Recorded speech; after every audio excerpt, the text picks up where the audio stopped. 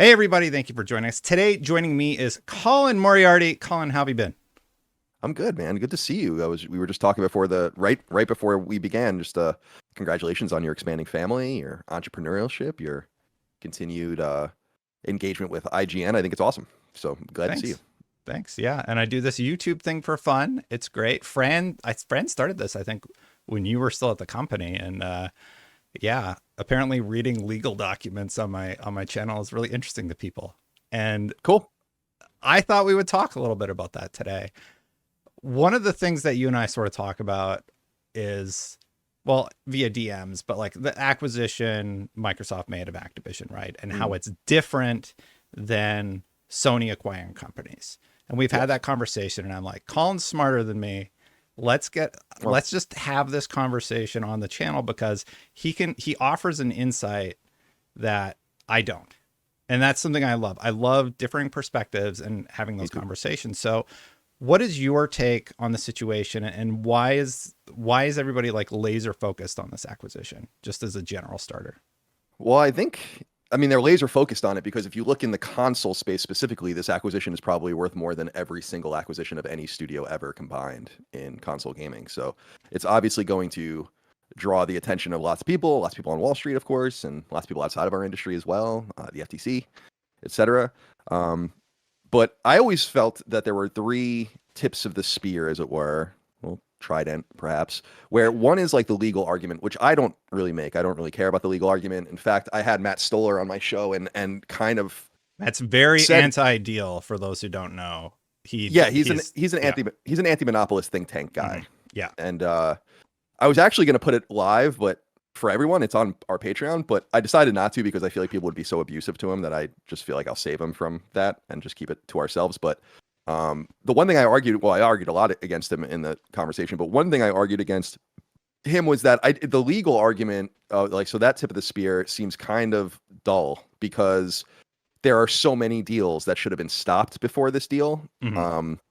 And because I do think this deal is gratuitous in terms of its size, but there are so many other ones that mean so much more to the economy that are bigger, whether you think about back in the day, Time Warner, AOL, or GlaxoSmithKline and Kraft and Heinz, like these companies all combined.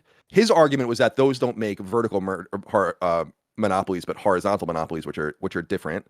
And I understand that, but to me, the legal argument against it was kind of, I was like, why start here? His argument was you have to start somewhere, and I'm like, okay. So I don't give a shit about the legal argument, but I care about the economic. And can I curse on here, by the way? Yeah, that's or is fine. that not a lot of bleeps for me? But I try and keep it clean. I think like my kids will watch it someday, so yeah.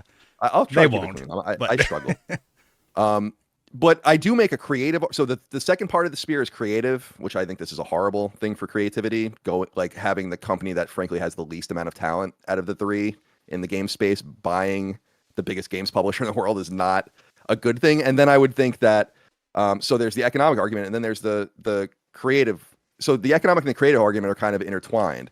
You have this creative argument. Hold on one second. You said that. What was your phrasing about Microsoft? You're saying they have the least amount of creative talent? The three first parties that could consolidate around a walled garden, they're the ones that are doing by far the worst. And can you give some examples? They've never even gotten. Well, I guess they kind of got close to winning the Xbox 360 PS3 generation, but they've been pretty much a punching bag as a brand compared to their competitors for 22 years. They've had 22 long years to figure this out without having to make these kinds of acquisitions, which their competitors simply do not make. And that's one of the things that I wanted to. You're talking about their first party lineup kind of being not great. Yeah, well, I think like Gears 5, like on a technical level, it's really interesting. On a narrative level, a lot of people enjoy it. But that was how many years ago, right? Well, I also think it's unfair for me to like speak on a game by game basis. I guess what I'm saying is that like I'm looking at market reaction to something over long periods of time. Like the market has cool, like Xbox 360 had its 3-year moment, I would say. And then and they even lost the PS3 ultimately, which was crazy. I mean, they were destroying PS3. Yeah. With a year less time on the market. People forget that. And I sorry to keep interrupting you, but like you're making a lot of good points I want to sort of dive into. A lot of people forget that the PS3 on the tail end beat the 360 in terms of console sales. Now, I don't know where they stacked up in terms of game sales and everything, though. Yeah, games might be different because 360 had a notoriously high attach rate, and that was cool. And I liked the Xbox 360 a lot. I mean, we did a lot of stuff at IGN with the Xbox. Some of my favorite games from that generation, like Shadow Complex. Obviously, BioShock was the vaunted. We're not allowed to do third party exclusives anymore, but BioShock was one of those, so we played that on Xbox 360, and so on and so forth. So I like the Xbox 360. I'm just saying, and actually the differential between PS3 and 360 is actually wider than we thought because randomly Sony announced new PS3 numbers in their last quarterly financial report for the first time in many years, bumping it up a few million. So the point I'm trying to make is not like, for instance, Micah, my fiance, is a huge Xbox gamer, and she loves Gears, and she loves all these things. And I actually like Gears too. The first 3 Gears games are awesome. But so I'm not insulting it on a game by game basis. I'm simply trying to react from a market standpoint, saying like this brand has existed for all this time. People have kind of like it, but don't maybe love it around the world. And they're the ones consolidating. I have a creative problem with that, and I have an economic problem with that because Xbox is trying to bend the arc of the economy in the games industry towards Game Pass, which I think is really bad for the industry. And I think it's a shame, although it makes sense that the company at the bottom would be reinventing the economics to suit itself. So I'm not saying what Microsoft is doing is wrong or illogical, because it's actually totally logical and fiduciary to do what they're doing. I simply have a problem with it from a creative standpoint and from an economic standpoint. And I think my creative standpoint comes from a game consumer. My economic problem with it comes from more of a game developer. And so that's kind of where I leave it. It's not to insult the brand in its entirety. It's to say that it sucks that this is the brand that's consolidating. And I keep saying on our show that if you wanted a brand to consolidate, it would be Nintendo, because they're the most consistent. They're the most really, truly high quality gamesmen. But nonetheless, I've said a lot there, so I'll let you jump in. Just real quick, if you've watched this far, please consider hitting that subscribe button, hitting that bell, especially if you like the content on this channel. Thank you so much. Back to the interview. My whole thing was, and the reason that I don't particularly care, is Activision wanted to sell. Microsoft wanted to buy. They came to a business agreement, and it's going through. Bobby Kotick wants to make a whole bunch of money. The Activision stakeholders want to make a lot of money. Microsoft wants to buy them. Their working conditions are terrible. I imagine that it's going to get better under Microsoft. Microsoft, if you go look on Glassdoor, has very good reviews internally and, high ratings, or at least they did. People that I know that work at Microsoft, both in and outside of Xbox, think it's great. So. Yeah. So for me, on paper, I'm like, I don't see what the big deal is. Like, this company wants to sell. They want to buy. And just like when Bungie sold to Sony, granted it's a smaller deal, those two companies wanted to merge. They came to an amicable agreement, and it went through no problem at all. So you don't seem to also have an issue with that aspect of it. The idea that this company wants to sell, Microsoft wants to buy, that's fine. You are more concerned about quality down the line. Yeah, I don't. Again, it's like, I think Microsoft and Activision both have fiduciary obligations to chase money. I think that's totally fine. I made quite a bit of money holding at Microsoft stock. I sold it last year, so I probably should have kept holding it. So I appreciate what they do. Like, they do what they do, and that's fine. So again, that would be more of that like legal spear or part of the trident where I'm like, yeah, I get it. And I was even questioning when the deal, we were talking about like, will they extend the deal, which they did. And I was like, I wonder if they won't, because they could just squeeze more money out of Microsoft if they wanted to keep this going. They did. But I think that, well, they extended the deal. And then I saw an interview with Bobby Kotick where he was saying like, we have frankly, I mean, he was saying between the lines, like, they are so vastly overpaying for this company already that we don't want to like mess with that equation, because we're probably not going to get what we're getting from Microsoft on the market if we go back. So again, no problems there. I specifically just have a problem with the consolidative efforts of Microsoft and others. And I just don't, I know you probably don't listen to it, but on Sacred Symbols, like, we're totally against Sony buying almost anybody. We keep saying there's almost no company left that makes sense for Sony to buy. In fact, they put up a job listing recently that says, I'll give you one, a mobile company. Take well, Two. Yeah, Valkyrie is could they afford Take Two? I don't think they could. Right. I think they could. So what we say on the show is that they could afford pretty much anyone. However, it wouldn't be a cash on hand deal. And the problem with that is that because Sony has, I mean, imagine if you're Sony and you go to the bank and you're like, we want to borrow money. They'd be like, yeah, of course, like, Yeah. whatever you want. And but interest rates are so high right now that makes it it would make it very hard for them to make a purchase that big without cash on hand. So I think we keep saying that. I would imagine that they would go after smaller, or not smaller, but just comparably smaller Japanese publishers first. And they're hiring for like literally verbatim inorganic acquisitions now, because it's not the way that they typically work. Because I was making fun of that list during the deposition and Discovery. The Microsoft list. With like Super every studio. giant.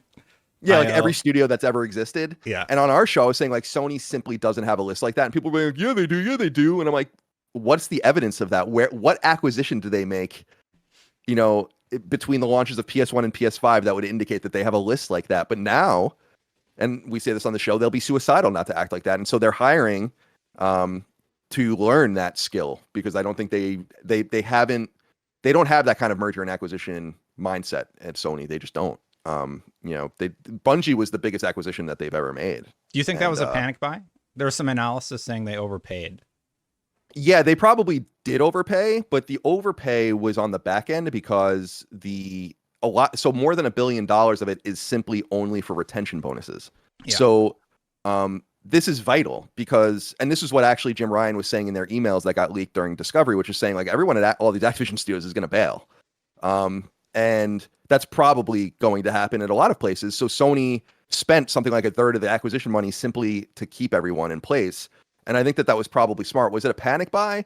In some way, I think it was a buy. I don't think it made a lot of sense because I don't think they needed to do it. But I think what their intention was is to say, like, we don't know what we're doing in this space, and we simply need someone to help us here. And what was so different about that acquisition from, say, Activision is to say, like, what was like in the first paragraph of that acquisition announcement? It's like, we're third party. Like, we're not making exclusive games. That's why when they announced Marathon, and they're like, people were like, it's not a PlayStation exclusive. Do you fucking read? Sorry, pardon my pun. Or pardon my language. Do you read? Of course it's not going to be a PlayStation exclusive.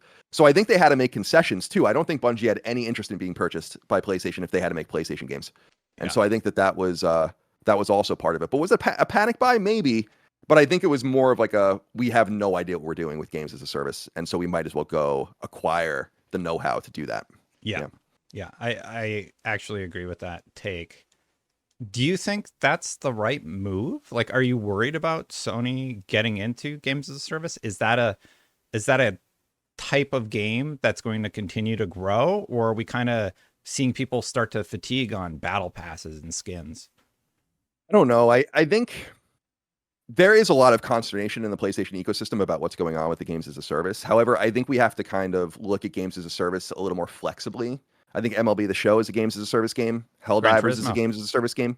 The Last of Us Factions is going to be a games as a service game. The Horizon multiplayer game. Well, what's going on with Factions too? Yeah, Factions, who knows? I mean, I'm most interested in Factions because I want to know how the power differential between Naughty Dog and Bungie plays out, because Bungie isn't in PlayStation Studios. It's the only acquisition that Sony's ever made where it sits apart from PlayStation Studios. So they really came in and kind of gave the crown jewel of Sony Studios the what for about not the game's quality, but the game's stickiness. My opinion on this is like, why can't a game just be played for 3 months and then lost? Like, why does everything have to be forever? But nonetheless, I think Sony is going to try to have its cake and eat it too in this sense. This is what we were talking about acquisitions that seem more unlike Sony in recent years. So Haven, Firewalk, where instead of dating and maybe going out a bunch of times and getting engaged and all that like they used to with all these studios, they just had one night stands and then were like, yeah, good enough. And that has netted, although we don't really know anything about them, Fair Games and Concord. And I would say that I've never seen such bad reactions to two first-party games. What is Fair Games? My reaction to that is like, I don't understand what this trailer is. I don't think it does a good job of selling Raymond's vision, right? I don't know. What was your reaction? My reaction to Fair Games was somewhat positive from it being a cinematic trailer, just because I like the idea of there being it seems like it's about like a mechanized black market for information on mega rich people, and then you go and you basically have these competitions to go fuck with them. Pardon my language. I'm sorry, you have to blur. It's whatever. Don't worry about it. So I was like, that actually sounds kind of cool. And what was interesting was that I just watched it and then went and did our show and was saying how cool I thought it was, and then I didn't read any of the reactions until later, and I realized, wow, everyone hates this thing. And then Concord, I mean, I understand people's consternation about that because I have no idea what we were really shown other than to say like it's going to be like a 70s aesthetic kind of thing. But I think they did that because they felt like they needed to. The last showcase almost felt like an obligation to third-party partners more than it felt like them having something to say, which is why the showcase that will happen later this year, I think will. You know that, or is that confirmed? Well, no, I mean, it's not, I mean, anything can happen, but I already reported that. I've heard that was always the intention. Like when you think about it, it would really be very hard for them not to have a showcase. Like you almost don't need someone to tell you that, like, what are they going to do? You know, like there's nothing announced for the next year. Like we know that Rise of the Ronin and all these games are coming, but you have to start dating them and showing them gameplay and all this. Like they have to have another showcase of some sort. And they used to have 2 a year. And then they kind of stopped during COVID. So I think that they'll probably get back to that cadence. But yeah, no confirmation there. I don't know for sure. That's just is logical and based on what I've heard from people too. But yeah, so I just think that what we'll end up seeing, Sony can quell the fear on the front of the PlayStation fan by just showing a few things. Obviously, they're making a new Uncharted game with Drake's daughter. Obviously, they're going to make another Last of Us game. Obviously, Horizon's going to get run into the ground. So we have all of those kinds of things happening, but I think a new IP or two, some second-party games that I think will be key. In China, they're about to announce like a bunch of new games, which I think is really exciting because there's so much untapped AAA potential in that country. Yeah. And so we'll see what happens, but I get the fear. I just think Sony is going to try to have its cake and eat it too. And I actually think that ties back to Bungie in saying like they can handle with their expertise a lot of this stuff from the outside without us having to change the nature of our different studios that make single player games. But you know, Destin, the hard thing too is they see the single player games and they like the single player games and everyone likes the single player games, but they only make, I don't know, $200 million in profit on a big single player game. And then they look at Fortnite making billions and billions of dollars a year. And I think that they're just like, we just need one of those, just one. And I think that that's kind of gonna be what we see in the next few years is them throwing a lot against the wall. Don't they kind of have that with Destiny now? Yeah, but I think, well, I would say two things. Destiny is huge, but we talk about it a lot on our show, not because I play it, but because Chris and Dustin play it still. Well, yeah, no, I actually have. This current season is really bad, so yeah. Well, that's what I was going to. I always think of you and what is it, Fire Team Chat and all of that. I mean, you're definitely like, since the original one, I think about you and our time at IGN, but the game seems to be kind of softening a little bit. Yeah. And I think Marathon will be cool, but I don't think they have it with Bungie. I think what they have with Bungie is finally the understanding of what to do, or like how these games can all be positioned to make money over the long term. But I think that as long as they keep those things kind of, you know, divorced from each other, the single player kind of game and the multiplayer style game, and pitch them differently, I don't think there's going to be much to have a problem with from a PlayStation standpoint. I think if they can get 5 games a year out from first, second, and time third party, which I think they can do, and they're doing this year and they can do next year, then I think if 1 or 2 of those is a multiplayer game, I think people will be fine with that. I agree. I'm worried about factions though. I don't know. It's something happened for sure there for them to just like come out, and then you got one of the people leaving Naughty Dog recently, right?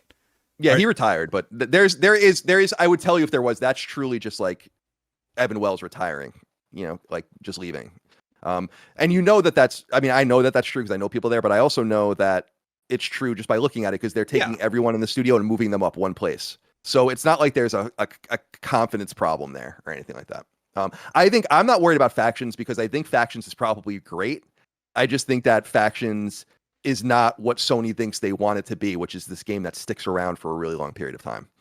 Yeah. And I think that should be okay. I really think that should be okay to say, we're releasing a multiplayer game and it's got a finite amount of time based on your interest, and that's the best we can do, and let's see what we can get out of it. And that used to be the way it went. That was every multiplayer game. So I don't know, like at some point that all changed, but so I'm not worried about factions from a quality standpoint at all. I'm worried about it from if they're going, and I think it'll come out too. I just think that because they spent so much money on it, it must have cost. I mean, you would imagine they might have spent $200 million on this game. Well, we saw the numbers for Last of Us because somebody can't use a marker, right? Mm-hmm. Yeah, right. And it costs Last of Us Part 2, a PS4 game, cost $200 million. So you would imagine they've at least spent that much on this. And so they'll definitely want that money back. Because like I was saying, they're not working with these major margins. And I think that that's why they want, and this is what Sean Layden was saying when he was leaving Sony, was like, games are just becoming too expensive to make. They're too long. All these things are true. My common complaint with every game that I love in the last few years is it's too long. Every one of them. Final Fantasy 16, too long. Horizon, too long. Death Stranding, too long. Like, you know, Red Dead Redemption 2, too long. Horizon's too long. And I think you have to beat it to play the expansion, don't you? You do. That's ridiculous. Yeah. Why would you structure it that way?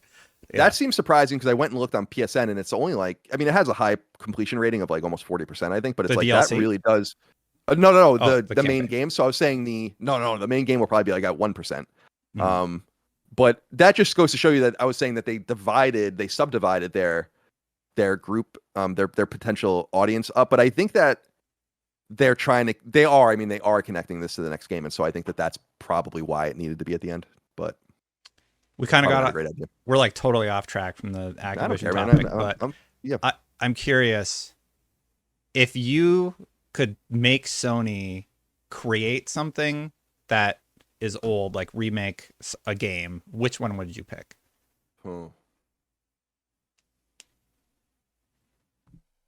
know, there's Infamous, there's Resistance. Yeah, there's a lot of good IP. Resistance is obviously a great one, I think, timely too with Aliens, but my mind always goes back to Colony Wars for some reason, although I think that you would want to not make it a space shooter like that, but just that world of Colony Wars and the idea of kind of like Starfield, like a more expansive maybe system or galaxy of explorable places would be really intriguing to people because you see games like No Man's Sky kind of do something interesting like that. So I always go back to the more obscure things. The other one that I go back to that I'm surprised that they haven't revisited, although the third game in the series got canceled, and that's probably why, is The Getaway.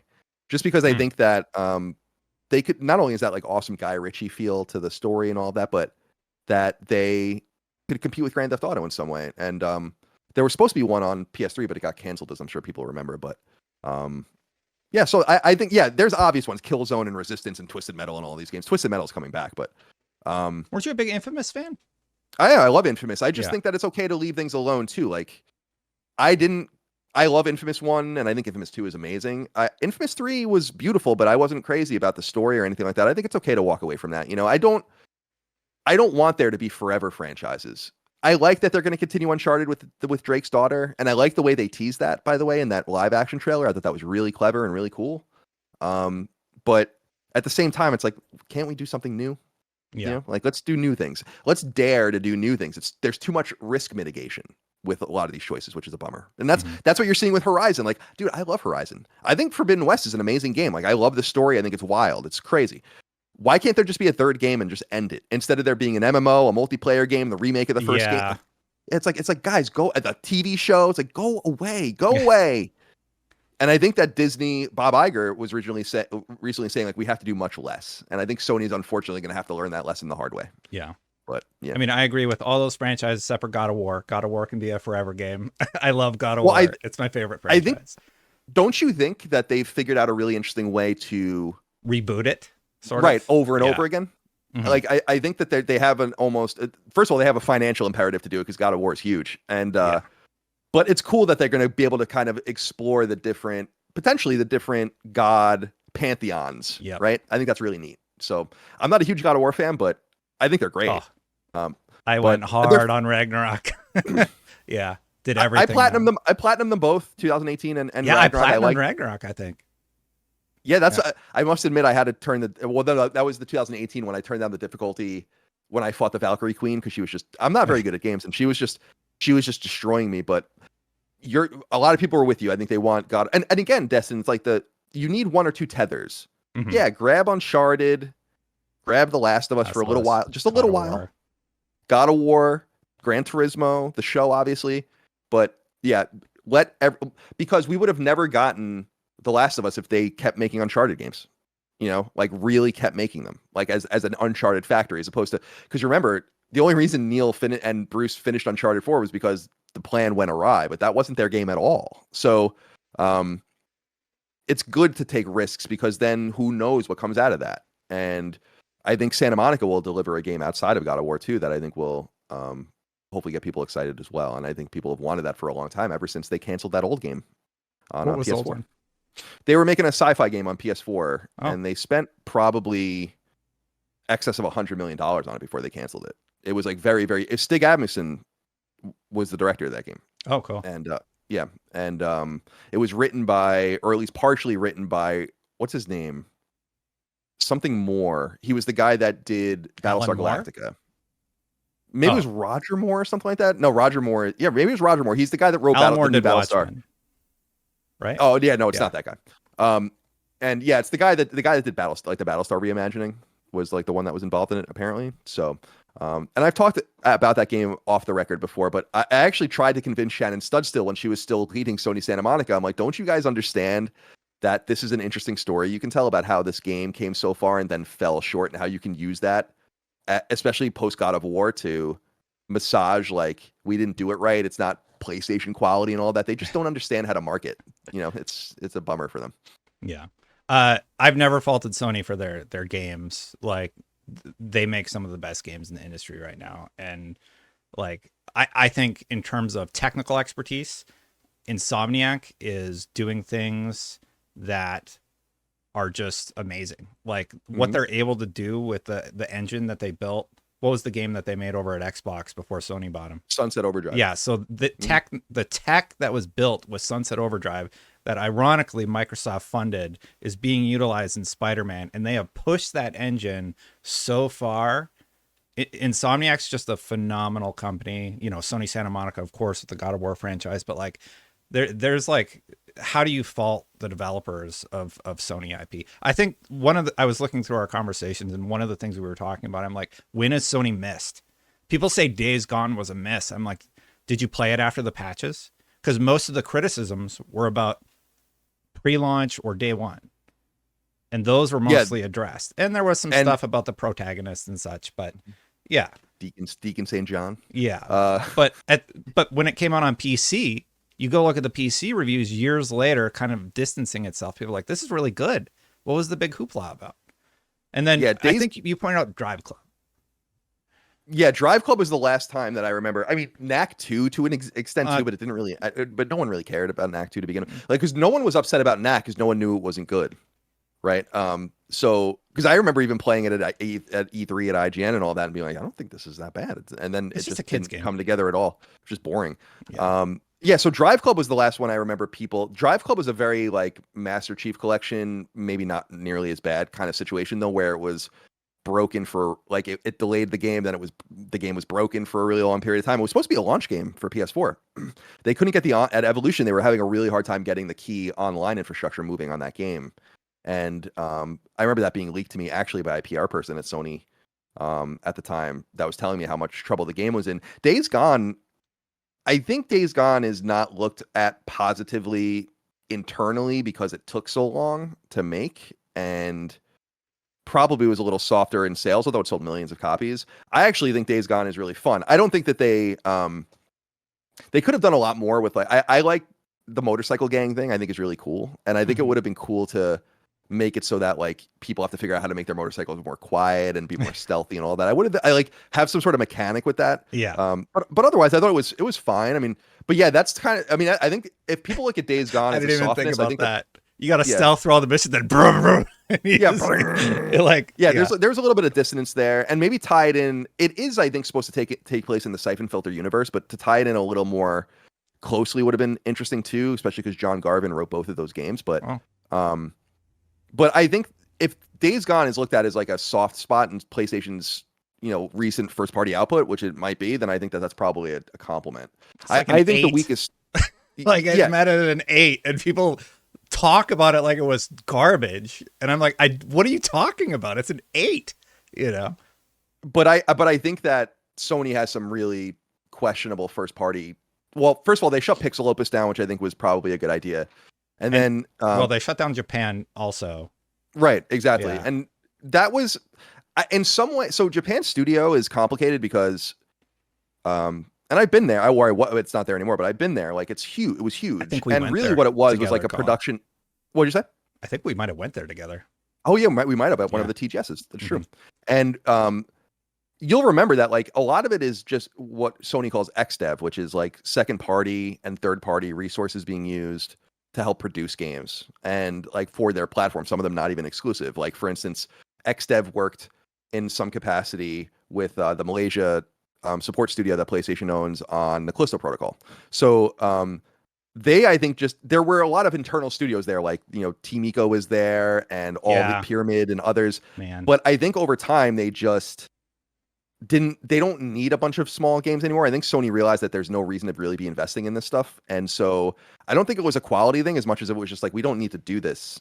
This is a very PS1, PS2, we need a game every fucking 6 months from you kind of situation, like Parappa the Rapper and all these games that came out, Rain, Tokyo Jungle, all these games that came out of there, they just don't need them anymore. So but Asobo, the replacement for Japan, we don't really know much about in terms of their AAA provenance because they make bundled in games. So I'll be interested to see, or the last one they made anyway was one they made a VR that game was game. great. So I'll be actually, yeah, it was awesome. Yeah. But I want to see what they can do with a couple $100 million and 20 or 30 hour runtime. So I think they have a lot of great potential. So, but Media Molecule I think is the mega weak link, and that's Sony's own fault. Like they let them just waste so much time on that stupid boondoggle of the dreams.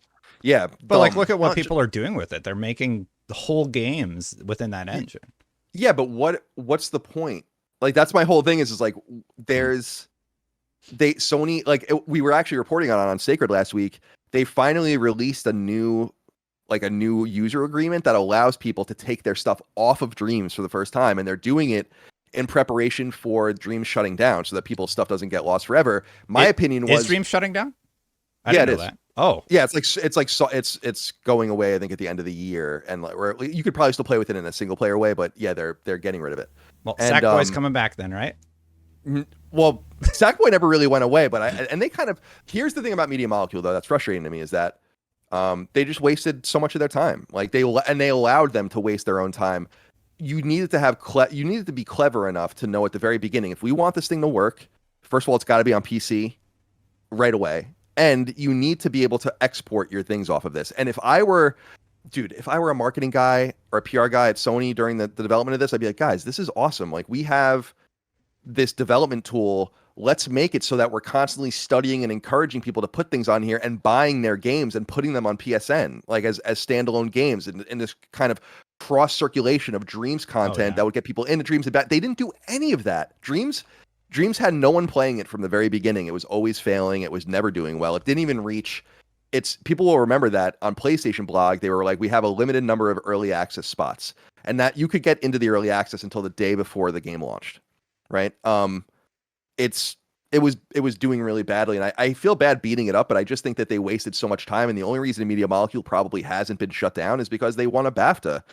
And it would be insane for them to be let go in that kind of level of talent. But 4 of their 5 co-founders are gone. They have a new creative director, and they're finally making a game. But imagine all of the talent they lost. Dude, the last game, do you know what the last game they released was? Like the last AAA game they released was? Sackboy on PS5? Little Big Planet, sorry, yeah. Little Big Planet 2. Oh, really? Which came out in 2011. Who made 3? Who made the Sumo PS5 Digital. ones? Oh, yeah. Sumo Digital made those. That's right. So, and they made Tearaway, which was a team of about 15 people. So, and it wasn't the team that did Little Big Planet, and all those guys are gone too. Or a lot of those guys are. So they squandered all of their talent. Imagine working at Media Molecule and being like, can we just make a game? Imagine if you're like a level designer or something like that, and you're just making these tool sets that no one's playing with, and for some reason Sony just gave you so much rope you're hanging and dangling from the rafters, because I just couldn't believe it. Sony is so on top of things and doesn't, shut studios down, I think sometimes even too early. I bet you they wish they had Zipper still.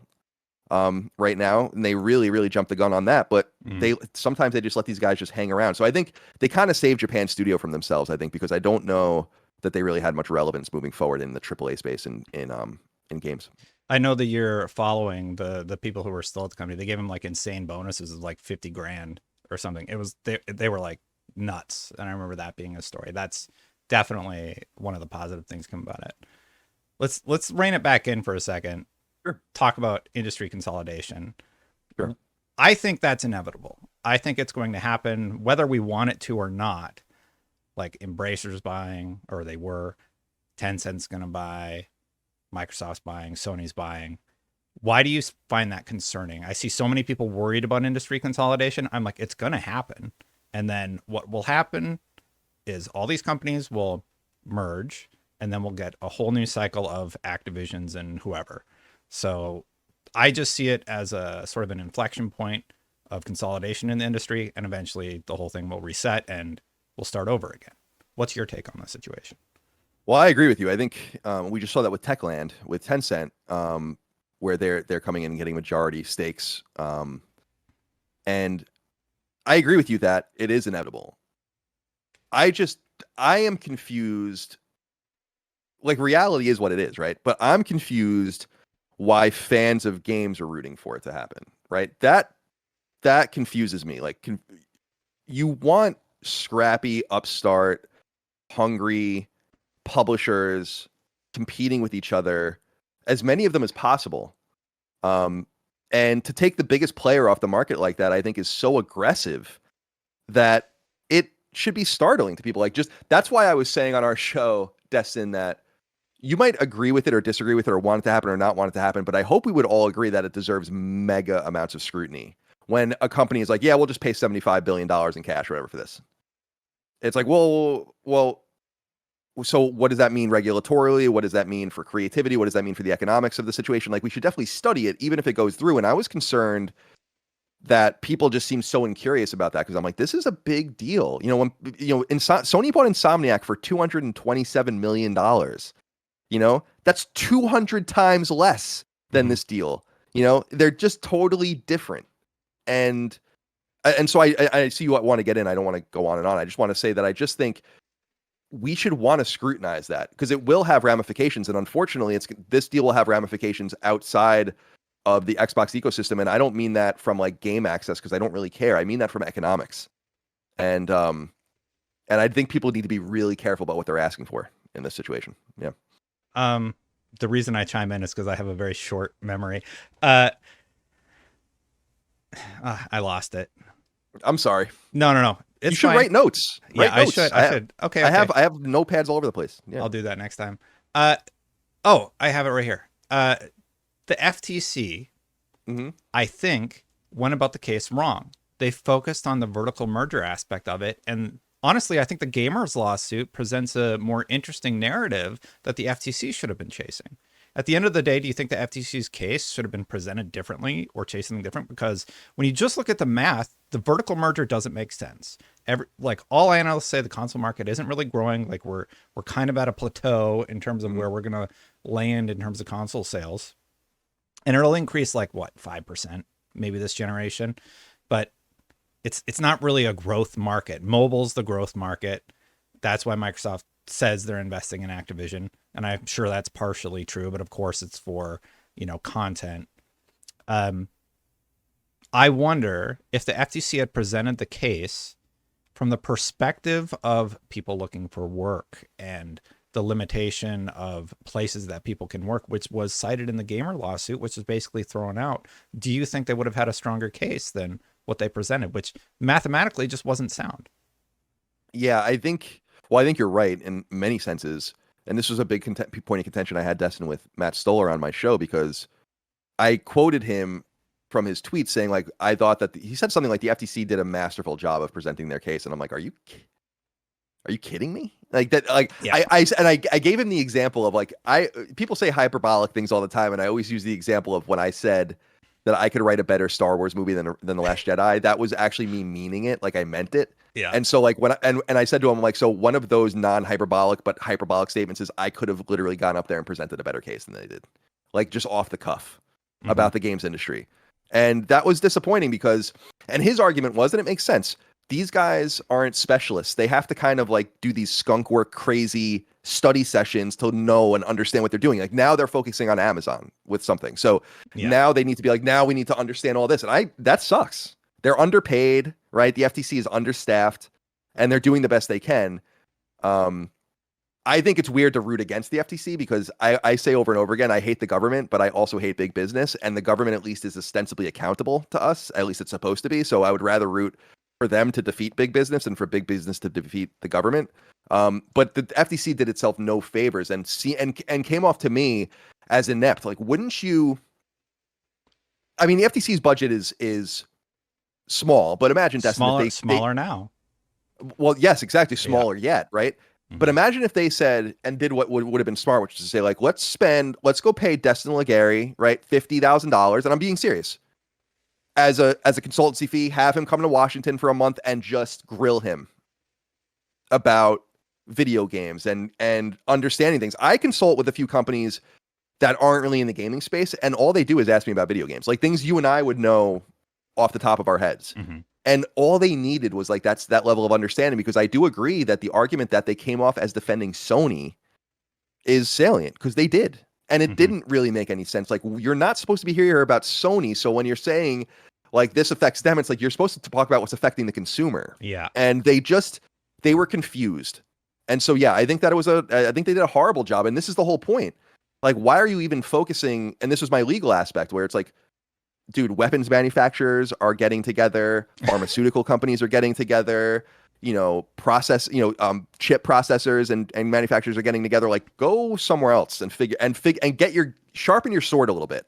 Mhm. And then maybe come back and fight these ones later. But yeah, so I was disappointed from that aspect, just because it showed how inept the government is and how powerful business is. Like, I thought Microsoft would wipe the floor with them, personally. Oh yeah.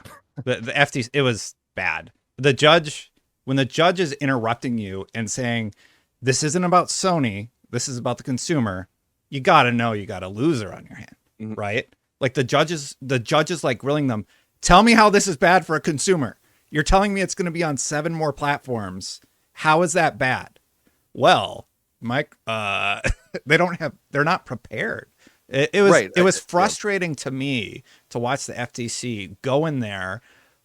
The CMA already gave up on the vertical foreclosure aspect of it before it went to trial. So that's a loser in the UK, which has arguably stricter laws than the Mhm. US. Why would Definitely. you go in with like less evidence than the CMA had for your case? Brazil was already presented with all of this. It was very frustrating to see them go in with those arguments and then lose. And they could have even tried to strong arm Microsoft by talking to them. They didn't even talk to them. They kicked Brad Smith out of their office and said, "No, we're going to sue you and block the merger." And it's Yeah, just like, what are you doing? yeah, I don't understand. I guess, like, politically, I guess you just want to show like you're a fighter. Like, the FTC is supposed to be like a barrier, like a hurdle, Yeah. I guess, and they want to play that role. And I guess Matt Stoller and like the anti-monopolist argument, which is salient, was that, in my opinion, was to the FTC's credit, the judge seemed totally disinterested, which I agree. Like, didn't seem to quite understand the stakes, and didn't really seem. And he said it, and I thought it was interesting. And he quoted a few things where she just didn't seem to take it seriously. Like, it didn't matter. It's like, this is video games. She said at one point, like, we're doing all of this over a shooter video game, I think was the quote. And Mhm. it's like, yeah, dude, a shooter video game that makes more money than like every major movie, you know? So, but that didn't matter, because I just don't think the FTC did an effective job. And that's why I say I never really made that legal argument to begin with. I'm more, and I'd love to ask you, not to turn it around on you, I know this is your show, No, but go for it. I was wondering, could you articulate for me like what the pro argument is for Microsoft acquiring Activision that isn't, and I want to underline this, that isn't like, well, it stops a Tencent or something from coming in, because I would Oh, argue that that's not going to happen to a major American publisher, because I think the government would step in. And the reason I say that is because the government is throwing a hissy fit over the Live Golf PGA merger, which is way smaller. So, I think that they would throw a hissy fit if a Tencent tried to come in and buy Take-Two. I don't think they would have let it happen, to be honest. so for me, yeah, to answer your question, the please. reason why I don't really have an issue with it is because when you count the IPs that Microsoft owns versus Sony, the Activision merger basically puts them at parity. Just going through Wikipedia and counting the ones that like aren't licensing issues, like, the Spider-Man games that Activision worked on, or the Bond games, or whatever else. When you count them up, the purchase of Activision Blizzard, who wants to sell to Microsoft, puts them at parity. And I think that's going to put pressure on Sony to improve their services, to level the playing field, so to speak. And I think it will make Microsoft well, they're spending a lot of money. So Microsoft's putting in work financially, at least. We'll see how they end up doing in terms of the properties that end up coming out. And it will pressure Sony to offer better things for their customers. Like, hey, we're going to improve PlayStation Plus. Like, here's how our streaming's better than Microsoft's, and go toe to toe there. So I think at the end of the day, both of these companies being at parity, it's going to pressure them. And reading those emails, Microsoft was feeling pressured, which is why a lot of these purchases happened. They thought they were going to lose Starfield. They had already lost 2 of Bethesda's major IPs, right? So they're like, okay, we're going to lose Starfield. Well, we have, when you look at it financially also, like on a math point, it makes more sense for them to buy Bethesda than pay $3 or $4 billion for that exclusivity, because over time, you're going to recoup that investment because you have ESO that's going to remain multi-platform. And it's sort of the same with Minecraft. They use the Minecraft example. I'm getting off on a little bit of a tangent. Oh, please take your time. They use the Minecraft example to show, like, look, not pulling Call of Duty off makes sense. We make more money on Minecraft from it being on other platforms than we do it being on the Xbox platform. So we can talk about how Xbox needs to do a better job of releasing first-party games and making sure that they're of a quality standard, right? I think that's an important conversation to have. But in terms of a competition analysis, I think it puts them at parity with Sony. I think it will force Sony to come up with new ways to improve their experiences for their customers.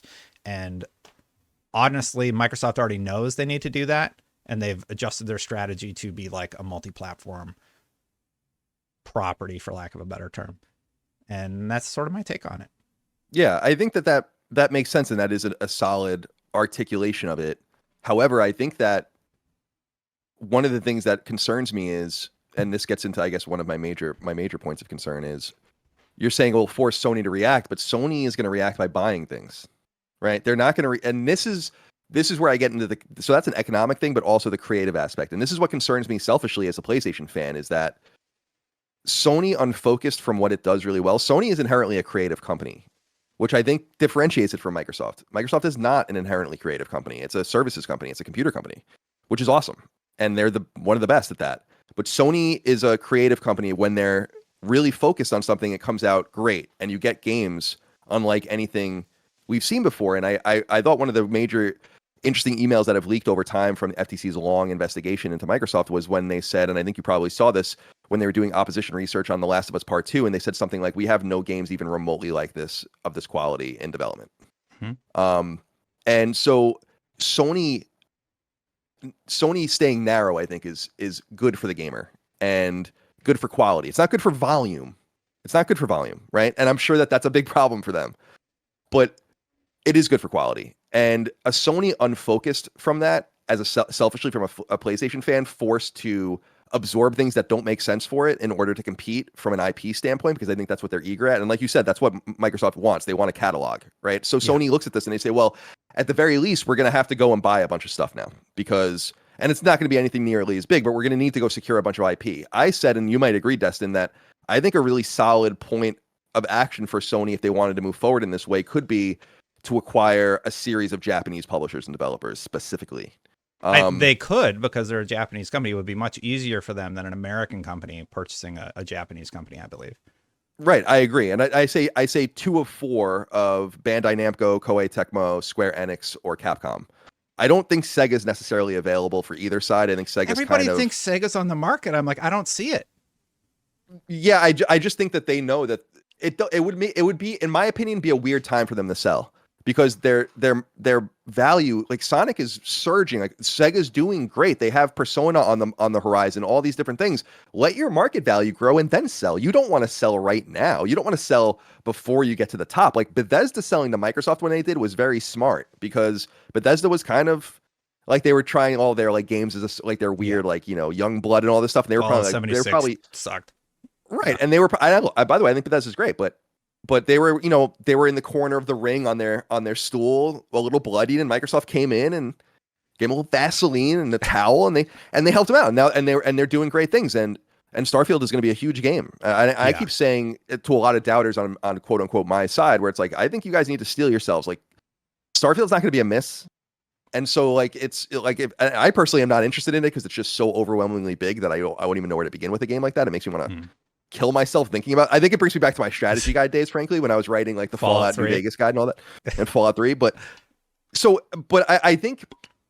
So I don't know if that concern in turn makes sense to you, but from a creative aspect, I'm concerned that Sony is going to be forced to broaden itself and lose what's magical about it, which sucks. And this is an important part to make about my argument, is that in this case, them's the breaks. Like, this is a very selfish, myopic view of the situation, knowing that Sony has stayed very narrow and hasn't made any unusual purchases at all until recent memory. And everything they bought, it's like, oh yeah, of course. Or like, you would think they already owned that studio anyway. But now it's getting weird. And that's what I was saying. We're in the one night stand territory. So they meet Haven, they fund Haven as a second party. They kind of like what they're seeing. They pass like, a couple of their milestones are like, forget it, let's buy them now. But in the past, they would do like a 3-game deal and really feel it out and try to figure out, like, can we get an IP going? How do we feel about you? And remember, they were grooming Quantic Dream, Supermassive, and they didn't buy any of those studios because at the end of the day, they were just like, nah, it doesn't feel right. So you have to assume that some of these purchases, the firewalks and all of these, they might blow up in their face. And one of the investments they made already, and second party already did blow up in their face. I mean, Deviation laid off its entire team. Oh, really? And Jason Blumfeld, most of them, and Jason Blumfeld left. So it's like, that already didn't work out, and you can imagine that they would have been close, probably a milestone or two away from absorbing them. I feel like that just happened. That announcement just happened. I had no idea it went that sour. Yeah, they so Blumfeld left, I think, probably at the turn of the year, and then, which was a bad sign, but not necessarily a killing sign, because Haven lost one of their co-founders too. But remember, he was the guy that did Zombies, and he was the real value add of Deviation to begin with, period. So probably something wasn't going right there. He left, but then they laid off like 90 people, and as far I've been told, the game is canceled, but who knows? We didn't see anything. There's a lot of news. There's a lot of news. We dedicated an episode to it. Also, it's PlayStation news, and you're not, you're more of an agnostic. So I would see how that would. I follow Xbox pretty close, but yeah. Where were we?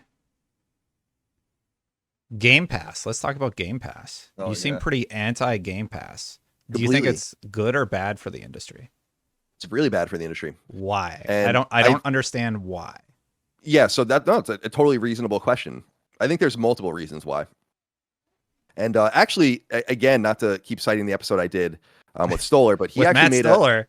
Hey, I don't know if you heard, everybody. He did a great. I'm sorry. I'm not trying to. I'm just teasing you. It's just like he's the last person I even spoke to about this.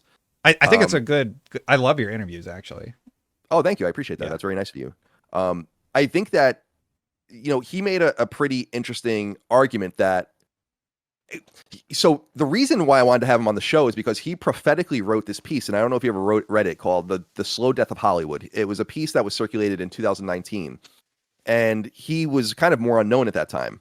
And he wrote this entire thesis about how the streaming services are going to collapse, like the movie and TV streaming services, because they're these stagnant vertical monopolies. And this is where his anti-monopoly stuff comes in, where instead of like Paramount going around and being like, we want this movie from this guy and we're going to do a deal with you and this and this and this, it's like they bring everything in-house and have this vertical like factory, where Netflix used to be like a bunch of everyone else's stuff, and now it's just kind of known for their stuff, which is good. That's fine.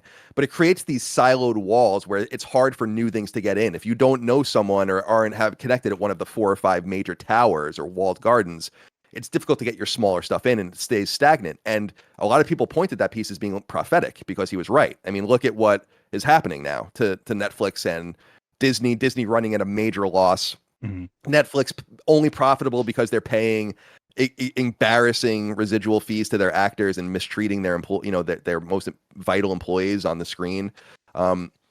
So I thought that was an interesting argument, but from my point of view, Destin, Game Pass simply alters the economics of video games in ways that are simply not sustainable without an outside stream of money coming in to subsidize it, which is what is happening. You think the $3 trillion Microsoft has is being funneled into Game Pass to make sure that they can get these things? Because when you look at like the ARC contract that we've seen publicly, it's I don't know. I can't remember off the top of my head, $2 billion or something to release day one on Game Pass. I assume that's exclusivity for a year, and then it comes to other platforms, so they're able to recoup from there. 2 billion might be too much. I don't remember. Yeah, that's probably way too much. But Yeah. I don't 200 know. million, I don't something. I don't remember the specific numbers, but my whole argument with this is simple. That, in my opinion, Microsoft seems to make this money work because they'll say things like, "Oh, it's sustainable, and we're not allowed to take long-term losses as a unit," and all that. I'm like, okay, but it still doesn't make any sense. So you have to, like, you just do the math, and it doesn't make any sense. I think what they do is they say we only count money in versus money we spend on licensing games. But they are not counting the creation of first-party games, and they are not counting the funding of the second-party games that they're making. And that's just an inherent cost of doing business. So Starfield is kind of a bad example because I think Starfield is going to sell many copies just because it's so huge, and why wouldn't you just buy a game like that anyway? So it might be a weird example, but let's say Starfield's a big game. Let's say Starfield costs $400 million to make. Okay. Right? Which I think would be reasonable. Not crazy. Maybe with marketing that would be something like that. And they're never going to make that money back in selling the game a la carte. They would have to sell many millions and millions and millions of copies to do that, which is why they were expecting to sell so many millions of copies on PS5 and how that was going to probably be necessary to make their money back. So that money never comes in. And if that money isn't being... So let's say that the Game Pass money... That's exactly right. And this unbalances the economics of the situation in a way that is really uncompetitive in some sense, because now it makes it seem like these games are cheap to have, cheap to make. The expectations differ, right? You can get it on Game Pass for $15 a month. What's the big problem? And the other guys are looking at it saying it's a $200 million game. Like, how are you possibly making your money back on this, right? It's not. Netflix releases 800, or my brother brought up the stat that Netflix released 800 shows in the last calendar year, right? And that's crazy. But a lot of those shows probably cost maybe a few $1,000,000 each to make. Not all of them are going to be these $100 million productions, but AAA games that draw people to video games mostly, not the indie games like I make that sell 10,000 copies, but the games that sell millions of copies. These are expensive products that need to be paid for by someone somewhere. And it simply upsets the economics of that situation. And I really think that when people say, well, it doesn't matter if it's siloed off in Game Pass, it affects only Game Pass, I just beg people to remember the mobile situation with microtransactions, the race to the bottom, all the different things that seeped in and infected video games everywhere, including the console space. We are still dealing with the ramifications of that today. So subscription services simply don't make sense to make money on video games. And it's not sustainable unless you're, again, taking money from Peter to pay Paul. And I take really seriously, before I throw it back to you, I'm sorry, I want to just see what you think of this as well. Trying to do the math. That 3 of the 4 CEOs of the major video game console publishers are on the record and under oath in their different ways saying that Game Pass doesn't work, right? Like that. Layden, you have Strauss-Zelnick. I know Layden. Well, no. You have Strauss-Zelnick during all of his financial calls saying over and over again that we would not be interested in doing it, that you can't make money doing it, that they're totally against doing it, that it's only good for legacy product, which I totally agree. I think subscription services for legacy products is a great idea, and even a value add, because there's no money to be made on old games anyway. So now you're making a little bit of money on them. So I think that that's great. But you have that. Then you have Bobby Kotick, who came off so against Game Pass during his deposition that I thought that he was trying to sandbag the deal. Like it was so, because I remember the judge being like, "Why are you selling to them?" Yeah, and he argued that it was like a fiduciary obligation and all of that. And then you have Jim Ryan, who during his deposition said, like, as I understand it, they're losing a ton of money on Game Pass, and I think that he would kind of understand that, in his position and talking to, and he also said no publishers like it, and I agree. I probably think he's telling the truth there too, because people misunderstand that and saying like they don't believe in subscriptions at all, and they're not saying that. They're all saying that they don't believe you can release big games into a subscription. They're not saying a big game can't come to a subscription later. They're saying you can't launch a big game into a subscription, and I take that stuff pretty seriously. So those guys are kind of sounding the alarms, and they did it under oath. It's not like they just said it to a journalist. Mm-hmm. What's Game Pass at? What you think of that? What's Game Pass at subscriber wise now? They haven't said in almost 2 years. Well, what was it last? 30? It was like 25 million or something like that. I'll look real quick, but I think January 2022 is the last time. I think it was 30, and they just announced a 22% increase. So let's say that let's say they're at 35 million. That's 6 zeros. Times, we'll average out because you can do 9, you can do 16. We'll say 12. That's $420 million a month, right? So a year, that's, I don't know. My calculator does some weird number that I don't understand. It's 5 billion. So it's it's 5 billion in a year. They're paying like $200 million for Ark, or you could Google it really quick and figure out whatever they paid for Ark. But like, they're probably paying substantially less than that for a lot of games. To me, it evens out. Well, maybe not the first party development. Like that's going to happen anyway. That's part of like the loss leader strategy of selling something potentially at a loss, but getting in new subscribers. But like, it's 5 billion a year. So to me, I look at it mathematically, and I get sustainable. Like you're bringing in 5 billion, you're paying out to get these exclusives. Like what did they do? Outriders. They're doing Ark. I can't think of any other Starfield or Star Ocean or something like that. There's these like timed exclusives that they do. With Sea of Stars. Sea of Stars. Yes. Thank you. Yeah. Coming day one to Game Pass. I'm looking here on good. First of all, I think your math is probably right generally. I'm looking at Game Pass's just Wikipedia page, and it says the last time they announced was January 2022, 25 million subscribers. Okay. I feel like if they were reduce it to 4 billion a year. It's it's still the math is still solid, but I think that's that's gross, not net. And then, all of the different things that come out of that. It's like the whole argument of like, you need to make 2.75 times the amount of money on a movie to break even because of all the costs. So if you spend 200 million, you need to make like more like 600 million or 700 million. So I just think that math still sounds pretty dubious to me because of the first party absorption of all of the games that they have to make now. Remember that they just absorbed the entire Call of Duty pipeline. Each of those games is probably $1 billion game.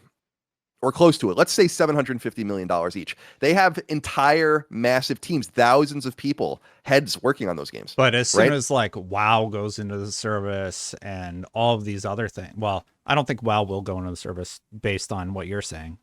Activision's profit was not only, but it was a couple $2 billion. Their profit's mobile. Like 60% of their profit is the mobile.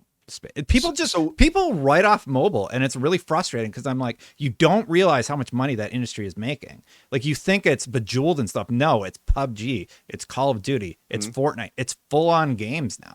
It's not the Bejeweled stuff that we were playing 5 years ago or whatever. It's not Farmville anymore. And that's one of the markets that the industry is growing towards. Sony's staffing up for it. Microsoft staffing up for it, and everybody just forgets about it. They're so focused on Call of Duty. It's a big franchise, sure, but it's a big franchise on mobile and on console. So I don't know. I don't really have a point. I was going to reiterate your point. Like Call of Duty Mobile, I think has 50 million players, which is completely insane. I discount mobile as a platform I want to play on. I don't discount it as a platform that is viable for companies to explore in major ways.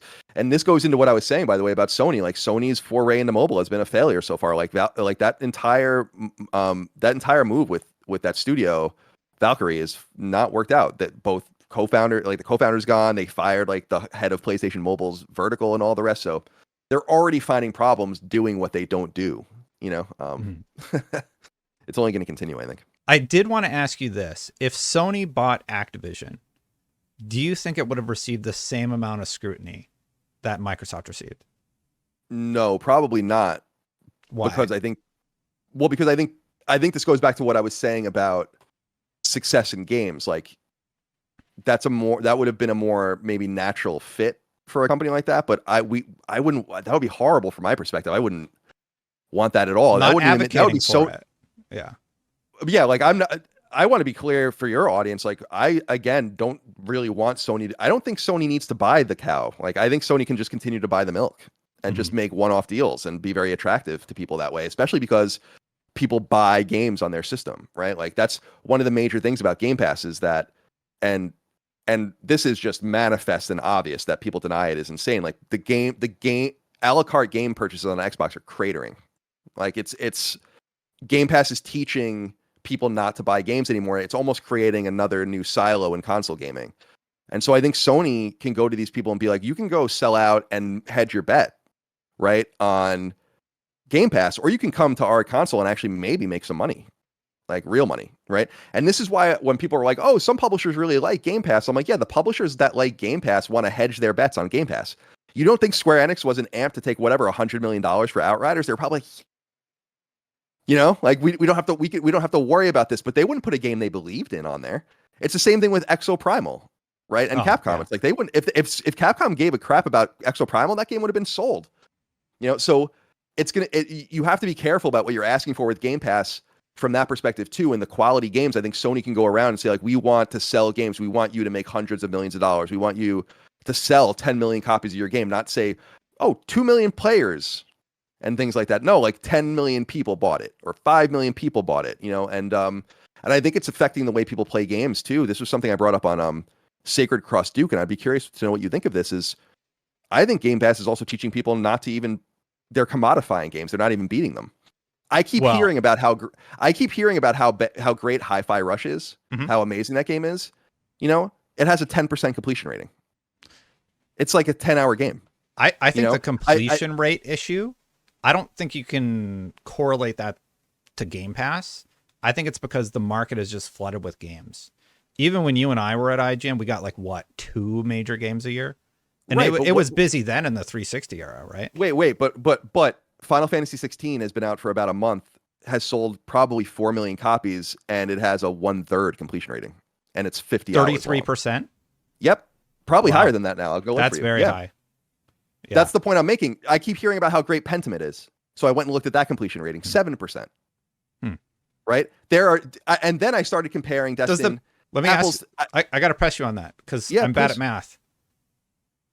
Is the fact that it's on Game Pass mean that more people experience it, therefore reducing the completion rate?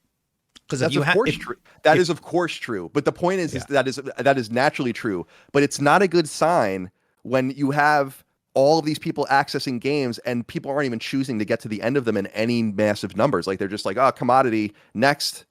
Oh, Exo Primal's out next. Oh, and that's cool. And this is what I keep saying on our show, is that it's great for the consumer, I guess, from a pricing standpoint. You'd almost be stupid to own an Xbox and not have Game Pass, right? Like, why wouldn't you? They're begging you to not spend money, but it's going to change the way you play games. And what I was going to say was I started going and comparing apples to apples. So I went and looked at Dead Island 2. I went and looked at a couple of the other games, and each of those games has a higher completion rating by several points on PlayStation than it does on Xbox. In other words, people's behavior is changing on the platform, and that can't be denied. And I think that's pretty interesting. It's all being done for an ode of a subscription service. I think that's very strange. And so when people say, oh, it's so disappointing that this game, and this game aren't coming to Xbox, I'm like, you have to understand, Sony's not paying for almost any of those games not to come to Xbox. They're not coming to Xbox because they don't want to sell 10,000 copies of their game. They're like, so people, that's why it was so disingenuous when they presented those numbers where it's like Sony has all these exclusives and Nintendo has all of these exclusives and we only have these exclusives. I'm like, I bet you out of those 900 exclusives, Sony maybe paid for 50 of them. Well, we know Sony paid for the Final Fantasy exclusivity. Well, of course, big AAA ones. But what I'm saying is that number is buttressed by Square Enix games where they say, like, no one's going to buy this here, so we're just not going to release it. Or Tecmo Koei going, like, there's just no reason to release this game here, right? Like, because it's not free. It's not easy. I own a game developer. I know how expensive it is for us to do indie games across platforms. I can't imagine how expensive it is to port your game in other places. What platforms do you publish on? Everything.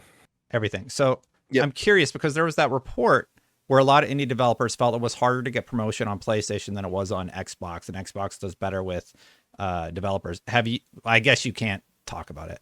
I can talk a little bit about it. That's true. Yeah. Xbox is quite pro. Like, so the era, that late PS3, early PS4, PlayStation loves indies. Remember that whole thing? That's dead and gone. Like, if you talk to a lot of people in the indie space, like the true indie space, like us, like the scrappy one game at a time, we have no money to make games kind of thing, we're just trying to get to the next game. You talk to them, no one's happy with PlayStation. You talk to indies that make games like Kenna or Stray, Kenna. and which are like Published $10 by million Annapurna, games. right?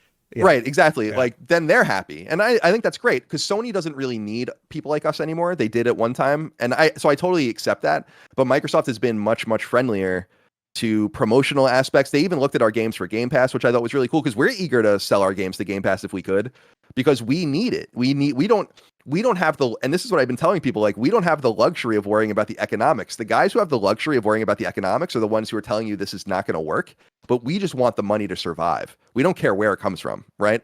Mm-hmm. And so we sold a couple of our games, even to games with gold, and they're available, I think, right now in South Korea.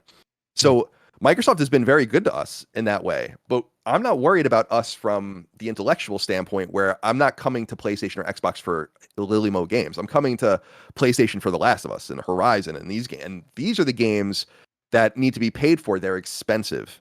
And so I think you'll know, in my opinion, Destin, you'll know when Game Pass is doing well when they talk about numbers again, because they won't talk about numbers. I actually hate that. I hate that they obscure all of their data for the console market, and like they get a. I absolutely agree with anybody that gives them that criticism, because it's so frustrating just to get metrics. I think Derek Strickland over at Tweakdown, he does a good job of diving into that and figuring out what it actually means for the market, and he makes all these nice graphs and everything like that. But it's super cool. It's frustrating. Yeah. Well, remember too, you and I have both been in this industry for a long time. Microsoft used to love talking about their numbers. Yeah, until they weren't. Right, exactly. So, like, do you remember when it was something crazy? It was like they beat PS3 in North America something like 30 months in a row, and so every month you would get a press release from Edelman, and it would be like 28 months in a row, Xbox 360 beats PS3, and they'd be very granular with their sales. And then during Xbox One, that all stopped. And it's not to say Sony doesn't do that too. Remember, Sony started folding Vita numbers in the PSP numbers when they would report them. So like you had no idea how the Vita was doing. We still have no idea how many units the Vita truly sold. We still have no idea how many Xbox Ones were sold. So yeah, I forgot about that. So if Microsoft, what I'm saying is that I'm not trying to be mean. It's just like, if they wanted to talk about Game Pass numbers and had something they were proud of, they would tell you. You know, they'll tell us when they hit 35 million or whatever billion or however many subs. And also, I saw that, and I think this is because the MAUs are so important for them internally, that they turned back on that $1 subscription thing. I think that's like they turn it back on. I thought I read something like there's new cheap ways again. I got a new meme tweet coming on Game Pass. but look, before you make your meme, check me on that. But I'm pretty sure that they brought back like these new opportunities to get it cheaper again, because I think that they saw that had a material effect. People brag. It's like, I'm locked into Ultimate until 2027, and I paid $10. It's I'm like, one yeah, of that them. sounds. But Destin, don't you see, like, that's how the economics do not work? Like, you are not paying for anything. You know, like. You're not alone. You know, there are millions. I'm a smart consumer. If they're gonna give it away, of course. Exactly. Of course. Exactly. Yeah. I agree with you there, but there are millions of you. You know, like, so are there really though? Because like, honestly, like people like us, we're like what, 5% of the market. The grandma that goes into Costco and sees a Series S, picks it up and is like, oh, I'll get a year of Game Pass for the grandkids when they come over. Like, those people just get locked in and then they don't cancel it, you know? I think a majority of people that pay for Game Pass pay for the full price. But I think that there is a substantial group of people that have gamed the system and mechanized gaming the system. I mean, I guess if you're off social media, don't read anything, you might not have an idea. If you're engaged in the Xbox ecosystem, I would imagine you have every idea how you can get it for cheap. I do weird shit on PlayStation all the time, dude. They just randomly gave Apple TV to everyone for 6 months. And I'm like, yeah, I'll get that. I don't even watch Apple TV. But I went and, because I was just paying attention. So you have to assume. Yeah, I don't know. They want to get you locked in, right? So they give you Apple TV for 6 months, loss leader. And then, you like it. Well, now you got to pay a little bit. Yeah. I don't know about the $1 thing. I'd have to look into it. I forgot what we were talking about. So I'll just go to the next question. Do you think do you think they kick out Bobby Kotick once the deal's done? Yeah, I think they probably have to, and I think he wants that too. I think you think? I'm sorry, go ahead. No, I'm really curious because like I don't think they do. I heard that they were like high-fiving in the court, like him and Phil Spencer, and I'm like, that's not somebody you're firing in 2 months unless Bobby Kotick wants out. If he wants out, he's gone. But I bet he's like put on the board, aka retiring, something like that. That's an interesting point. I think. Well, I've always thought from my perspective, and I mean this earnestly, is like, if I were Satya or something, and I was seeing this, I'd be like, we should be replacing almost the entire Xbox leadership with Activision's leadership. Oh, right? Like pretty much across the board. Like Activision is an absolute animal, in the game space, like absolute killer. I mean, dude, Bobby Kotick, it's one of the most baller things ever, buying Activision for $500,000, right? Like, and now that's insane. That's insane. And like, so you want that know-how and that grit. I would hope that Microsoft would be smart to keep that knowledge within, even if, like you said, putting it on the board as a consultant, whatever the case might be. But I think there seems to be such heavy drama around Kotick, and I think rightfully so. He seems like a weird dude. He seems like he's done some stuff in the past. Who knows? That you kind of want to distance yourself, especially because of like what we were saying and what you were saying, really underlining about Microsoft being a positive place to work. Yeah, I think if they kept Kotick around, they're going to have some explaining to do in that sense. But if I were a ballsy Satya, I would be like, Bobby Kotick's running Xbox. I didn't even think about that. Well, it makes sense. It actually makes sense to do that. And everybody's been thinking like, oh, they're going to get rid of Bobby. And I've been like, I don't know that that's like written in stone by anybody. I do think that it will be better for employees in the long run. I think they make major changes in terms of personnel. Do they get rid of the guy who did what he did with Activision Blizzard? I bet they put him on the board, get him away from the stuff that causes controversy, but I don't think he's gone. And everybody's like, Bobby's getting a golden parachute, and they're really up in arms about it. And I'm like, I don't like the stuff that I've read. It's terrible. It's awful what's been happening to the employees at Activision Blizzard, the reports that we've heard. But when you look at it, business people think about business, right? So put on that thinking cap for a second. Do you get rid of the guy that's bringing in billions every year? Or do you distance yourself from him, but keep him in the fold enough that you can build up your profit center? Yeah. And that's why I don't think he's gone. I think that's a great point. I think it's very well said. I think there's also something, Destin, like to consider about just the competitive advantage of keeping him in your ecosystem, because a bored Bobby Kotick can go do something, right? He can do something crazy, right? Like he can go start another publisher, but he can go lend his expertise as a consultant to Sony. He can go do whatever. And this actually happened. When Sean Layden left, Sean Layden actually, I think, unfollowed me on Twitter over this, but I gave him a lot of grief on Sacred because he's a consultant for Tencent, and I'm like, that sucks. But I know you're following the money. I think you could have probably gotten a lot of money from a lot of people. But okay, so you might want to just keep, like, from a competitive advantage, it's like signing a player in a sport, kind of keeping him on the bench just so no one else has him. But I don't think when you have that much money, I don't think more money is a problem. Like I think you're in it because you like it. And so yeah, he might be an engaged player, but Activision's an absolute warhorse machine. They haven't missed a Call of Duty. There has been a Call of Duty every year since 2004. That's insanity. Yeah. That's completely nuts. I mean, you would think at one time they would have missed and been like, we can't release this on time. And I know some of them have been better than others, and they did have that one where they couldn't finish the campaign or whatever, I think. But they've generally all been well received, and even the ones that aren't well received, in quotes, or don't sell as well, make billions of dollars in profit. And that's the kind of know-how you need at Xbox. And the acquisition I think Xbox should make, and I totally earnestly mean this, is they should go buy Embracer. That's exactly what they need. Go get a bunch of A-level. Well, and Embracer's in trouble right now, right? Right. They needed a loan, which they couldn't secure. And they have Soul Reaver, so buy Embracer and make freaking Soul Reaver, please. Just remaster. The cutthroat thing that Microsoft could do, which would be, well, let me back up and say I've been predicting Embracer from the very beginning. People have been giving me my plaudits because I'm like, this won't work. This can't work. There's just way, way, way too many people working here. Too many studios, 130 studios. It's nuts. Like you're competing with each other. You can't have, there comes a point where you have too many teams. I think Microsoft is there actually.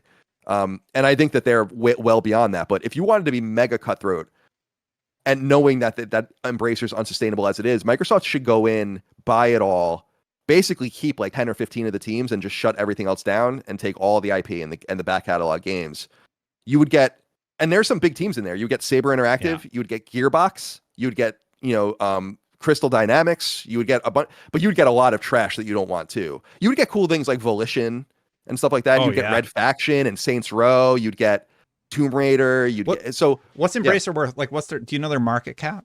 Because No, it's my theory's been they're going to buy Take-Two, or at least try to. Because Take-Two has said they have so to gratuitous. be. I mean, if you're going to go for somebody, who do you go for? You go for GTA, right? They made the mess with GTA 3 and passing on it, and PlayStation 2 basically built a whole generation off of that game. So I think they go after Take-Two, but Embracer makes a lot of sense also. And I think they can get it for less than a company like Take-Two. Oh, way less, especially because they're in financial peril. Yeah. They're probably in debt. So you can even probably leverage that as well.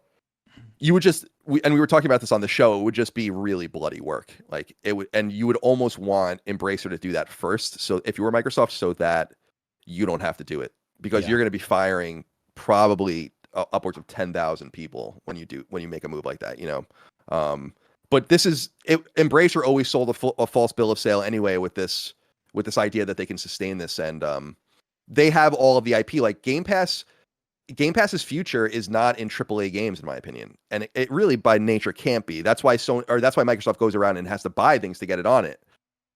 It's going to come from A games, which I think is totally fine, and that's like the farm of A games. And so if they went and bought Take-Two, I would think there are two things I think about that. That, for my opinion, would be totally gratuitous to buy Take-Two after you just bought Activision. I think that would make people wonder what your intention was. And I think Microsoft now at that point would risk really having people optically turn on them. It's like, what are you trying to do? Yeah, it was interesting. When I made that tweet, people turned on me. Even Xbox fans were like, no, leave Take-Two alone. Stop like there was definitely a tonal change. And I'm like, but it's just business, right? All of a sudden you care when it's like one more big acquisition like that from anybody feels like too much. And that makes me wonder, like, is Sony going to continue with the small acquisitions and not do anything big now? So yeah, I think everybody kind of cools their jets. I mean, if they went and bought a Square Enix, this would be a small fraction of the cost, right? So it's all comparable, but I do think there is it's like, I would really have major concerns about Microsoft owning both Activision and Take-Two just from a creative standpoint. It's like, what are you doing? Like, what are you trying to do here? This is, you're trying to you're trying to build some consortium of games. Like, this is what's so weird to me is that you see like a Nintendo thing and it's like, look at all the Nintendo characters. And I'm like, okay, cool. And then it's like, look at all the PlayStation characters. And you're like, all right, cool. And then I see these things for circulating. It's like, look at all the Xbox characters. And it's like a mishmash of things they didn't make that they don't own, that aren't even associated with them. It's like, here's Banjo-Kazooie and here's the Doom guy. And here, it's like, and here's Crash Bandicoot. And it's like, oh, cool. I guess things that have nothing to do with your brand that you've just gone and purchased and has zero heritage. It was like how I felt when when Cloud was in Smash Brothers. I'm like, why is Cloud in this? What is going on here? So I just think that there's a real, don't you think there's a hollowness to that? As a person who loves games, it's like, yeah, Nintendo games, PlayStation games, but then Xbox games are now just going to be everyone else's stuff that was on these other platforms once, that's just been congealed by a mega corporation. It's like, oh, very, so we have to pretend that Psychonauts is a PlayStation or an Xbox game. Now we have to pretend that Doom is an Xbox game. And I was like, what is this? Well, there's that aspect of it, but look at some of the companies who have been allowed to do new things. Sea of Thieves, a lot of people write off, but it has a massive player base and positive reception from their player base in terms of engagement. Grounded is another one that was built after Microsoft purchased them. And I believe that finally just came out of early access, and people who enjoy that game enjoy it a lot. But we kind of write them off for some reason because they're just like, they're not The Last of Us. They're not Halo. They're not Doom, right? They're just that other thing that Microsoft happens to own, which never would have existed without them purchasing it. And it just kind of, for some reason, people don't care. The same thing with the mobile market, Well, here's how I'll answer that is that without Nintendo, there would be no Mario, there would be no Luigi and all those things. Without Sony, there would be no Drake, there would be no, whatever, Last of Us, but without Microsoft, there would be a Doom, there would be a Halo, there would be, all of these different things that they bought. That's I think the difference that people have to, like, without Microsoft, all of those things would have existed. Yeah. So But at the end And of the day, it's just a different business strategy than what Sony and Nintendo have done. And I think I agree. they've been forced into that area because they're like, okay, well, we effed up the Xbox One launch so bad that we're going to die, right? Do we quit or do we figure this out and move forward? And they've gone through M&A, but now I think the real test is, where are the amazing AAA experiences for your platform, right? After Activision, and I think that's why I got so much pushback about the Take-Two. And that was just a theory. Like, I wasn't saying advocating for it or anything. I'm just like, I think they're going to buy Take-Two because business-wise, if you're going to go big, who do you go for next? Take-Two makes sense. And yeah, I think Microsoft really does need to prove that they can do the AAA experience, because Halo Infinite, I enjoyed that campaign, and that game is just like where there's no more story content coming. They're working on multiplayer. They stopped making cinematics for the multiplayer experience. They got hit with massive layoffs. Look at what's going on with Perfect Dark. There's the VG article about all the people that left that company. You talk about hemorrhaging talent. That's a good example on the Microsoft side of a situation that didn't go I think well. the coalition situation, I think, really scared them off from trying to do things more naturally. Coalition from a technical perspective is Microsoft's Insomniac. I think the coalition does some of the best tech. I'm sorry. Let me correct myself. I'm talking about the initiative is, I'm sorry. Okay. Is what I meant. The initiative. Yeah. Coalition's gears. Coalition's gears. No, gears. Right. Whatever. The initiative, I think, was really scared them off. Yeah, I should correct myself. The initiative is what really scared them off, because that was a complete failure. Like, the way they spun that to try to be like something else is like, that just totally failed. And they made that studio. They went to where they went in Santa Monica specifically for to poach people from PlayStation. I know people that went there. And so I think that's a good sign that Microsoft's reactive, saying like, we maybe aren't natural at this. Making new studios is hard. Sony doesn't make new studios. They typically let other people do that in the second party, and then they buy them. Although studios like Santa Monica and others were obviously created from scratch, but you don't necessarily have to do it like that. And I'm not trying to body Xbox in some way. I'm just saying, like, it comes off as soulless to a lot of people.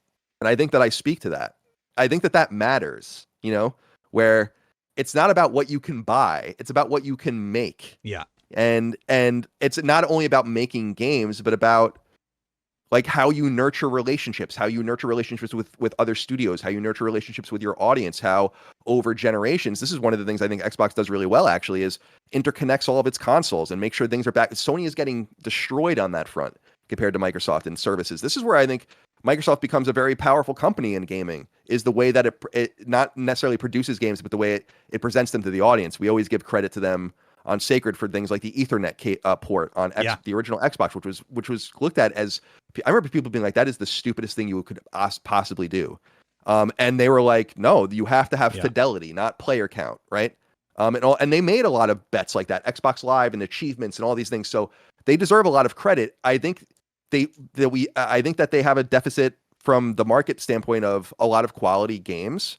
And I think that in my opinion, when you look at new acquisitions, it's like, dude, enough. Because now everyone's like, Sega this and Take-Two this. I'm like, there are no more excuses. They just spent more money on that acquisition than Sony has spent on every acquisition it has ever made on PlayStation Studios, probably 5 times over. Mm-hmm. Like, but literally. Should they be allowed to make it? That's when I say, like, Sony has made all these acquisitions, Microsoft's made this one. How come it's not okay for Microsoft to do this, but all of this is okay? I grant that it's less money, but I think that's more related to what Sony is willing to spend on acquisitions versus what Microsoft is willing to spend. But don't you think for me, I don't care who buys what. But I think this is where I think that this is important to underline. Mm-hmm. What is the studio that Sony bought that wasn't working with it already after the PS? So people always point to Psygnosis, the new ones. Yeah, they right. And so I always say, I try to frame it between the launch of PS1, so 1994, and the launch of PS5, 2020. Sony didn't buy any teams that it didn't already work with in a second party capacity that wasn't already making PlayStation exclusive games. In other words, those studios already existed for Sony with Sony's money making PlayStation games. They didn't take anything off the market. Right? So Sucker Punch, Guerrilla, all of these teams, Big, Evolution, on and on and on. People always point to Psygnosis, and I saw something so stupid where I read something, someone said like, Sony bought the biggest publisher in the world in Psygnosis in 1993. I'm like, dude, could you even name 3 Psygnosis games? Are you kidding me? They were probably not even in the biggest 25 or 50 publishers. You could rattle off in 1993 a million publishers that would have been bigger than them. They spent 20 billion pounds on that. It's a joke. What games did Psygnosis make? They were known for 2 games primarily before they were purchased by Sony, which was Lemmings and Shadow of the Beast. And I don't even remember Shadow of the Beast. Sony actually remade Shadow of the Beast and kind of just farted it out in 2018 or 2019 for PS4. And it was not very good. I didn't play it, but it got bad reviews, and they just basically didn't acknowledge it. But so, and it's true. So Sony, when PlayStation began, they went and bought Psygnosis. They had no teams. They went and bought a team that already existed. They wanted that team primarily because that team was making an SDK for PlayStation that they wanted to distribute. So Psygnosis was really vital to getting like that stuff going. And there's no doubt about it. And the reality is that Psygnosis remained a third-party games maker when they were under PlayStation. And this was a point of great consternation for Sony, and people can go read about it, where like you can find Wipeout. So Wipeout was a game that Sony owned that was created by Psygnosis after the purchase, but Wipeout was on everything, right? This was creating a major point of consternation with the people that worked at Psygnosis and the people at Sony, which is why the studio ultimately became Studio Liverpool, was renamed and branded as a Sony studio. And at that point, Psygnosis was dead. But ever since that point, so about $35 million on that. And then ever since then, they went and bought teams that they worked with only, or built teams from scratch. And it only ended when after Microsoft bought all of those teams in 2018 and 2019, then bought Bethesda, and then Sony started buying teams that were a little more nonsensical, like Valkyrie and Fabric and Firesprite. But even then, it's like Firesprite made a second-party game, right? Bluepoint, anyway. You know, and then Firewalk and Haven were the newest ones where it's like, so studio acquisitions that made sense, like Housemarque obviously made a lot of sense. Bluepoint obviously made a lot of sense. These were ostensibly PlayStation studios for many years. But then you had ones that didn't make sense, like Haven and Firewalk. And my fear, and I said this earlier, as a myopic, selfish point of view, is that this is really bad for PlayStation to accelerate out of this. So the acquisitions are just totally different in nature. That's why Activision, like buying Bethesda and Activision is buying a publisher. You know, it's not buying a developer. It's buying whole publishers, entire teams. You know, you could argue, actually, it would probably be safe to say that the very purchase of Bethesda costs more than all of Sony's acquisitions. Nonetheless. But that was Bethesda was a fostered relationship, right? Think about the 360 era when they would do all those exclusives. So like, well, I just like agree Sony, Bethesda was fostered with Microsoft. So that one makes sense. I hate that the fostered argument that I hear all the time. Why? Like, because Sony is acquiring those companies because they want to make money. Like, of course, I would argue that Xbox fostered Insomniac to some extent, like Sony fostered Insomniac, because the whole engine that they use for Spider-Man now was built on Microsoft's dollar, right? Yeah, so, I don't know that I would call it fostering. I mean, they made like 16 PlayStation games before they made an Xbox game. I think the reason I struggle with that terminology of fostering the companies is because it's like, oh, we're acquiring these companies out of the goodness of our heart. No, you're acquiring it because you see money and you see a talented company that's very good at what they do, and you want to lock up that exclusivity. And that makes sense to me, right? I don't fault them for it. I'm totally fine with Sony buying the companies. I'm also fine with Microsoft buying Activision. Activision wants to sell to Microsoft. Sure. Bungie sells to Sony. People think like I'm going to be mad about that. No, who cares? Like their games are going to remain multi-plat. Activision games are going to remain multi-plat. It's just a different ownership. Yeah, I don't know. Yeah, I get you and I just disagree here because I think that it's, of course, first of all, this is all over money. It's everyone's after money. Games are not made for altruistic reasons. I wouldn't say otherwise. Yeah, but I do think that there is something to saying like Activision's this entity that exists outside of Xbox. In fact, we learned through Bobby Kotick's or in others' depositions that Microsoft wasn't really even interested in putting Call of Duty on the new Xbox unless it got better deals, right? For Activision and better splits. Microsoft was very interested, but Activision wasn't. Yeah. These are outside entities. I think it's kind of silly to compare those to something like, it's like Sony buys Bend after making Siphon Filter. So it invests in Bend. It takes the risk with Bend. It kind of figures it out. It buys them, right? It funds Blue Points games for several years, a bunch of remakes before it buys them. It funds Killzone before it buys Guerrilla. It funds a bunch of Housemarque games before it buys Housemarque. It funds Little Big Planet before it buys Media Molecule. It funds Jack and Daxter before it buys Naughty Dog. It funds Gran Turismo before they buy Polyphony. They fund Infamous before they buy Sucker Punch, and so on and so forth. Those that people like kind of trivialize that is weird. All of those teams I named with rare exception are killer teams that Sony went and bought and nurtured themselves. And it is different than going and just buying something wholesale, which is what Sony is going to start doing now. And that's what I said earlier, that new job listing, it literally says something like, we're looking for someone who understands inorganic acquisitions, because it's something they do not do. And it's all about the virtuous cycle, right? Right. The virtuous. Yeah, the virtuous. That's an economic term of art. Is it? Just like, a virtuous cycle and I think it's a destructive cycle or a virtuous and something. They're polar opposites, and inorganic and organic growth are economic terms of art too. And so Sony's going to do what it needs to do. I've said often, Destin, that I think Sony would be suicidal not to actually go and start buying things. But really? I lament that that's going to be the way it goes, because it's disrupting something that's really, really good. And I just think that they're going to start chasing things that don't matter and start locking down IP and making connections that could really alter the physics of what makes the network work to begin with. I think they're maximally big as they need to be right now. I think I understand that perspective, and that's exactly why I wanted to have you on today, because you don't explain things from a hyperbolic place. You explain them from a logical place and from the heart when you come to these things. Online, all you get is a bunch of nonsense most of the time, right? Like, I can't get to the heart of why people are concerned. But when you lay it out that way, that makes sense. You're worried about disrupting this walled garden, so to speak, that PlayStation has made of fantastic games on the platform, because now you're worried that they're going to have to buy all these companies. They're not going to know what to do with them, and you're going to get a lot of stuff that's not that great on the PlayStation brand.